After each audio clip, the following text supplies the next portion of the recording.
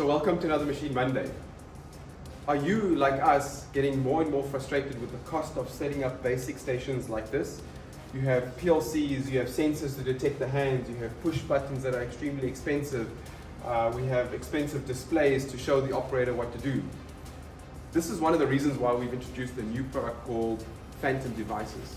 And what these are virtual devices that actually exist to support the operator to control the process. So typically, you would have a sensor in front of this bin, which we would call pick to light, and the sensor would detect that the operator is selecting the right component.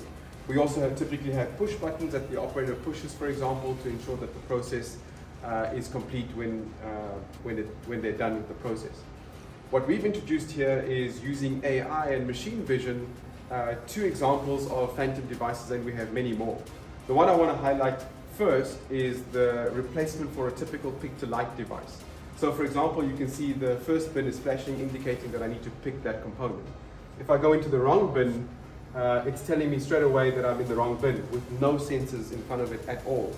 And then when I pick the right component, it detects that, and the screen automatically tells me what to do. So I'm able to fit this component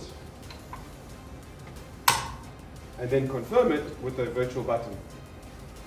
So this is an example of using advanced machine vision and AI to create virtual devices that reduces the cost of the station and also introduces a huge amount of flexibility. So I'm able to put the buttons in different places. So I might be building a car, and then I might be building a fridge, and I need a set of buttons in different places. Or I can put different racks in different positions, and I'm able to control and ensure the operator picks the right component. We believe that in order to reduce the cost of a station in the future, we're going to need more and more of these Phantom devices. Here's another Machine Monday.